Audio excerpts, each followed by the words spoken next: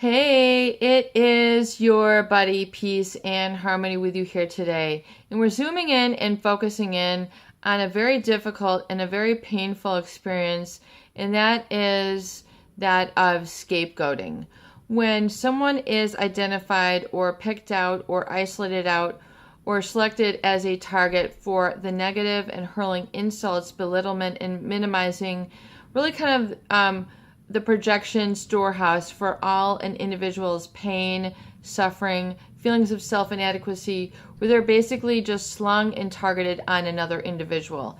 When we talk about a scapegoat, and I think this term really goes back to biblical times, where a goat was meant to be sacrificed for peoples, and they would basically be the carrying of all their sins. And as they were to slaughter this and sacrifice this lamb, that would release all of their sins, if you will. So that was the original term of the scapegoat.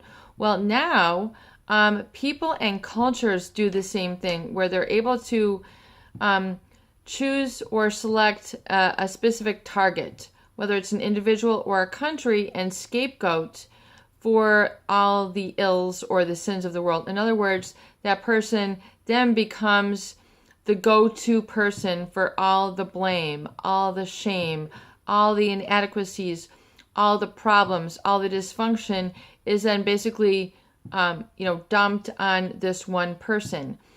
Dumped on a country. We're not going political here. I have nothing to do with any political affiliation. I'm talking here about the personal level. That is our niche here, Peace and Harmony. And so when someone has been scapegoated, they have oftentimes been denied the experience of being themselves. And when I say being, I mean that with a capital B, like the experience really of the infinite light. Their happiness, their essence, if you will, the inner ether, that is their authentic and true being, which, is, part of your experience. I mean, if you really look into esoterically, the soul is an infinite, it is infinite. So it's not something that dies. It's something that is there. It is something that is real. It is not something that is made up. It is not allegory. It's an infinite. It is made by the that which is great in the universe. So anyway, we're not going into religion either, but I'm talking about being scapegoated. So when someone has targeted you for all their sins, all the trouble, all the wrongdoings, where basically you are then given almost like the feeling of being a wolf in a sheep's clothing. In other words, you're constantly treated in a negative manner, scolded, hit, physically abused, emotionally abused, neglected, had doors slammed, insults hurled at you, lies told you again and again and again, where you have been the scapegoat or the target. And as an an innocent person, you have been basically the dumping ground for another's negativity, which is a horrible position to be in. And we're going to talk about here why, what, and then how to emerge from it. Now realize that a person who is psychopathic or narcissistic, I would say more so in the narcissistic realm, because psychopaths will only target and then move beyond who they need very shortly. So they don't really tend to take a lot of negativity out. They might abuse you more or lie to you more, and more severity for more amount of time. But when we talk about really scapegoating, we're talking about someone who is taking like an innocent creature, an innocent being, an innocent child, an innocent adult who has all the good intentions in the world, and then is then ascertaining or ascribing erroneous, wrong elements to them, oftentimes which are the source. It is very oftentimes your own strength with which they're trying to rob you of or carve out of you. And oftentimes they will scapegoat and then target the very strengths, and make you feel that your very strengths are your ultimate weakness. So they'll very much target and scapegoat those elements of you which are a strength. They'll make those appear as your weakness. For example, the fact that you're very loving, gregarious, and fun. They will tell you, you're playing too much. I mean, this is, these are childhood messages. The fact that you love certain things. You might love food, or you might love baking, or, you might love doing something, and then the parents won't let you experience that. That is, and telling you that you're wrong, you're guilty. It's giving the old guilt trip, and or telling you negative messages. And oftentimes those negative messages, you're so vain, you're so this, you're so horrible, you are, undisciplined. And then, because a child needs guidance, not being able to be there as the strong and stable adult, but being more there to scapegoat. In other words, as dish out all their inadequacies and place it on another until, eventually it gets too heavy to carry for the scapegoat. So this being the target of a scapegoat means that you have been selected or isolated out as or targeted for all their inadequacies. In other words, saying there's always one in a group, pinpointing you as meek or weak or vulnerable, or you're not tall enough, you're not smart enough, or you're too smart, or you're too kind, or you're too artistic, you're too creative.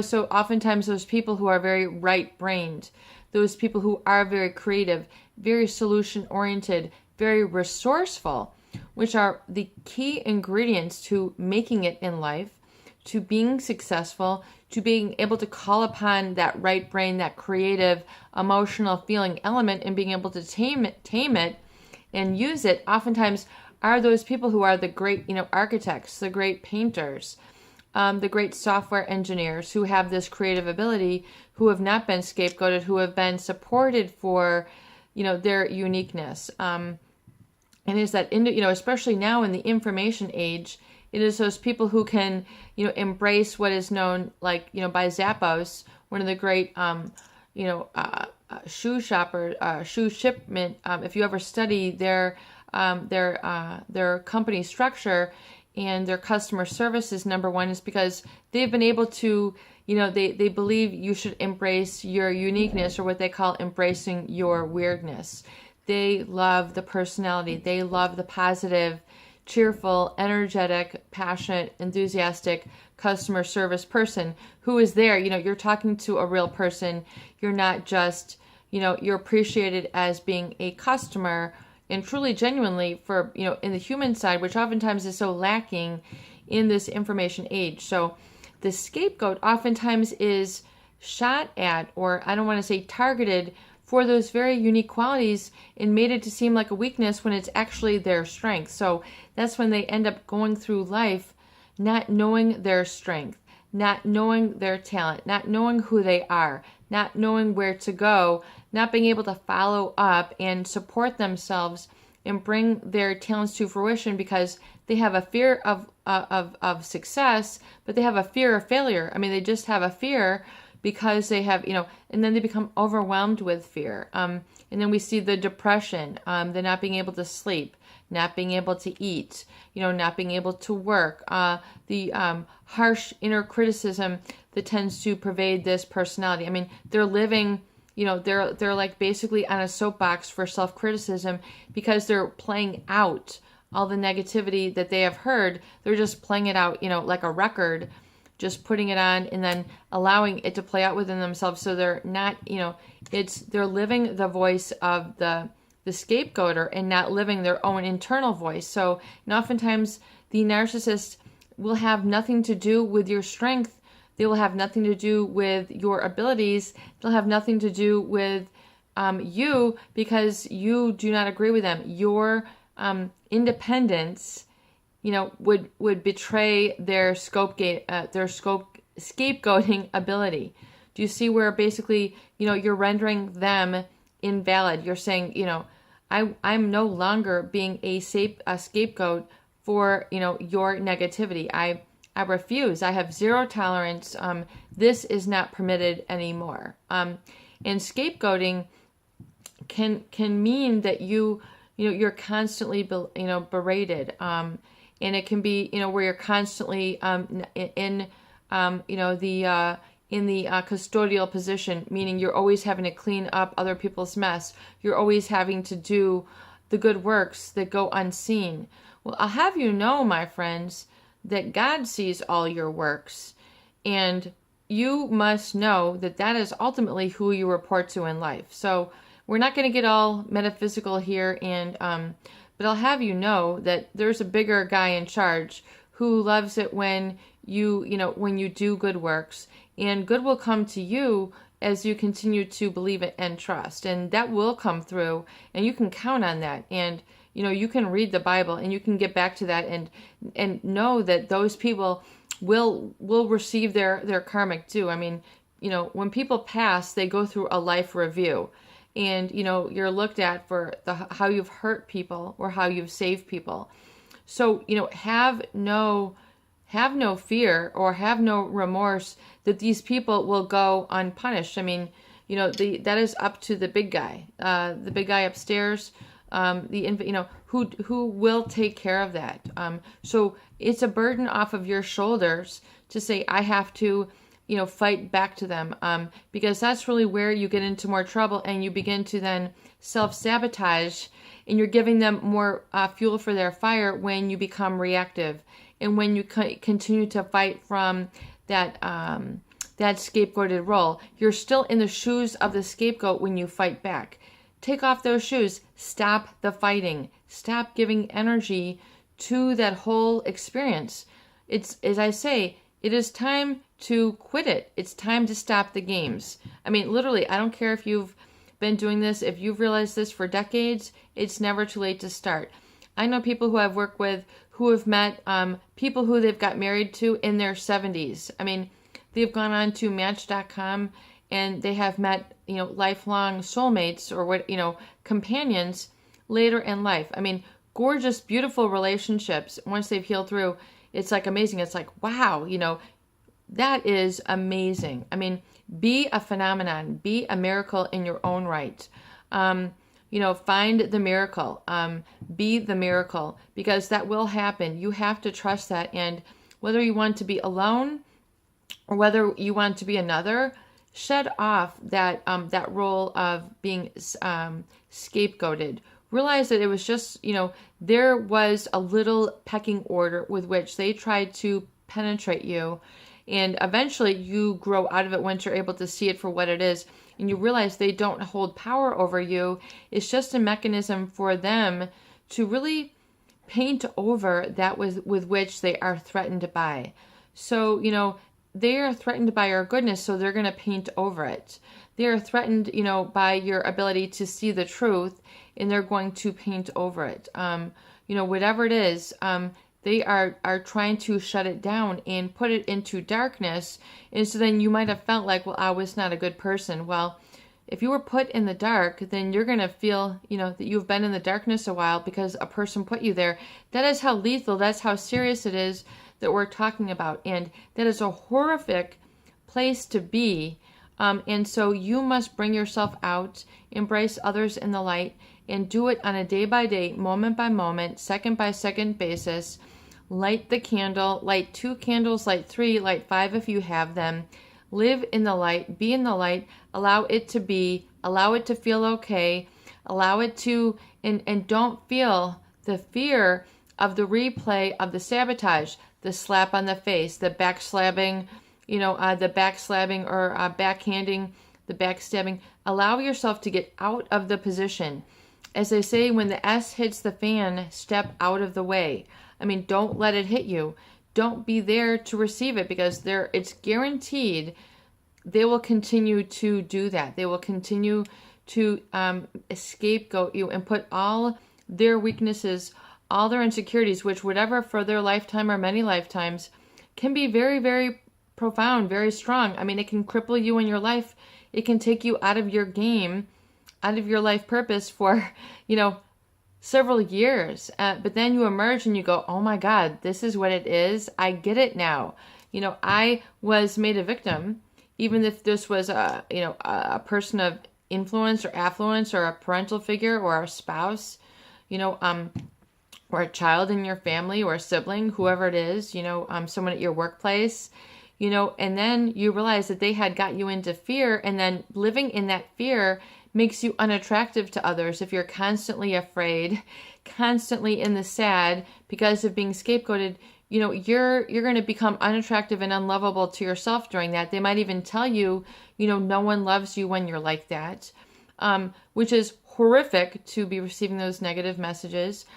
Furthermore, purge yourself, meaning rid yourself of those feelings of being that individual that was scapegoated, and all the experiences and emotions that come with it. The fear, the self-loathing, the self-sabotaging that ripples forth from it.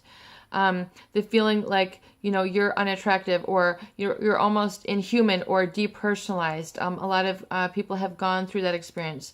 Not even feeling human because, they have not been validated. They have not given eye contact, a pat on the back, a shake of the hand, a good job. So they don't even know what their talents are. They don't know what their voice is. It's, as I say, it's like emotional sea legs. They haven't been able to go out and experience it. So I'm encouraging you now to get your sea legs up, like the little colt who has just been born, like a baby horse. If you've ever gone and seen, watch a video clip of a colt being born, when they can't walk in the beginning. They're trying to find, their balance, or, all over the place. And they're so cute and little, and they're like, I can barely stand up. And then the mother's like, you can do it. And then nudging them up with their nose and like, you can do it. You can stand up. You can stand up. And then the colt is like, I think I'm standing. And they're wobbling there. It's so adorable. It's so cute. Be that colt that was just born. Be reborn into, your existence, into the miracle of your life.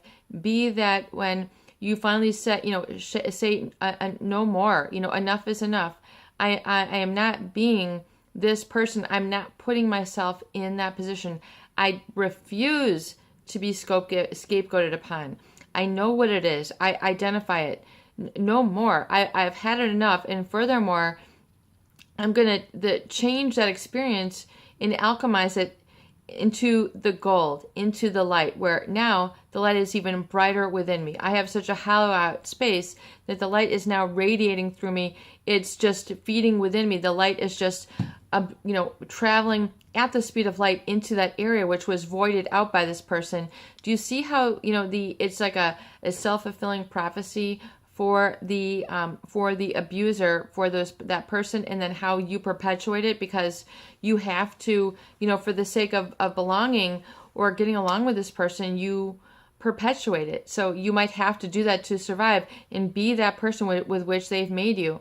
But you're in the sculptor's hands. You are the sculptor. You are allowing the light to sculpt you and mold you. And the deeper and bigger that hole was within you, it gives more of a space for that light to travel at the speed of light into that area and then fill you up with that radiant energy. It's a percolating, positive feeling and experience where you're now able to live in that. And you might not have experienced eye contact before. It's time to go little by little. Experience eye contact with people. See a little baby, shake its little hand. Acknowledge its mother for what a great job they're doing. Meet people who you see in your supermarket or your shopping store and say hi to their children, and, get to know them and feel that embrace, that unconditional love, that smile. It'll feed and nurture that inner experience, and you'll feel that innocence being restored to you. I know I've had a lot of viewers who have said, what if you've never experienced that innocence? Well, you need to go out and experience it and then create it. See the face of a baby, see the face of a puppy, go pet a baby colt, go see a colt being born, make time for yourself to go and have, like horse therapy, go and find an equestrian horse therapist, go and seek out these, experiences of innocence, go, stand barefoot out on the ground. You'll receive the ionic therapy there, where you're able to release the negative ions which have been permeated in your body, called earthing. I don't care if it's cold out. Aren't you worth it? Experience something new. Take your socks and shoes off and go stand on the bare ground. Allow you to feel that. And I want you to, feel that for yourself, not because you need to share it with anybody else, but it is intrinsically between you and yourself and feeling that, and just feel the earth, have it absorb through your feet.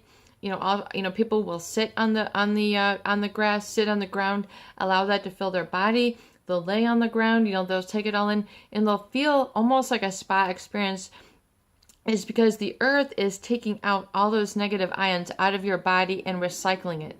Mother Earth is strong enough and big enough to handle this and then immerse you and throw you back into life, into the light. Be the person and love the person who you are. It is your buddy, Peace and Harmony, with you here today. I hope that these videos do help. Please share and please subscribe for more great tools, videos, discussion, and support.